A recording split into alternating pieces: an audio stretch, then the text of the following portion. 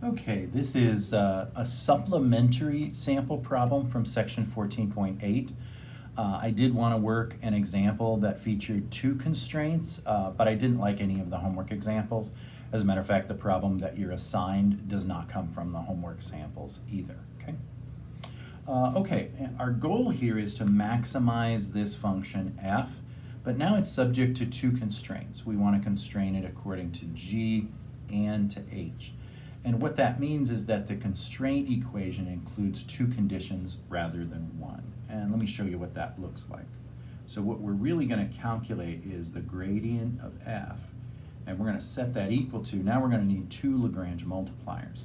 We're going to need lambda times the gradient for g plus mu times the gradient for h.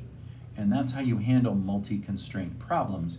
What it means is now your equations have to contain two variables. Now, if we think about it, this we know will generate equations for x, y, and z, so that'll be three equations for five unknowns. But of course, we also have the two constraint equations, so that gives us equation number 4 and equation number 5. You will always have sufficient equations to solve these problems because the two constraint equations together with the gradient equations will always provide us with the right number. Okay, well, let's go ahead and find these then. So first we need del of f, and that's pretty easy. That's 2x, 2, and negative 2z. And then we need del of g, and that's going to be 2, negative 1, 0. And finally, we need del of h, and that's going to be 0, 1, 1. Okay, now we set up our first three equations. We actually have the first two, so we're going to set up equations 3, 4, and 5, and that's going to be just modeling it this way. So del f is 2x, and that should be equal to 2 times lambda, and there's no mu in the first one. Second equation is going to be 2, and that's going to equal negative lambda plus mu. So that's nice. That'll give me a direct relationship between lambda and mu. Once I solve for one, I can find the other. And then the third equation is going to be negative 2z, and that will be equal to, again, 0 lambda, but it's mu. And right away I can see I'm going to get some relationships here. First of all, I get the relationship that x is equal to lambda. I further get the relationship that z is equal to negative 1/2 mu. I'm not ready to use this one yet, but let's see what these together with the two equations will yield us. So if 2x minus y is equal to 0, then in addition to knowing that x equals lambda, if this is 2 lambda, then y has to be 2 lambda for this to be true. So y equals 2 lambda.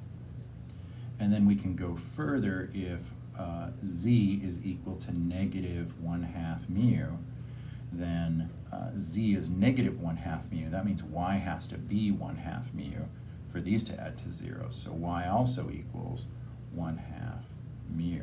And that's good because now I have an equation for lambda and mu. So if I know that 2 lambda is equal to 1/2 mu, then that means mu is equal to 4 lambda. And now I can take that over here to this equation, which related mu and lambda. And if 2 minus lambda, if 2 is equal to negative lambda plus mu, mu is 4 lambda plus 4 lambda, then that's 3 lambda. So 3 lambda is 2, that means lambda is equal to 2/3.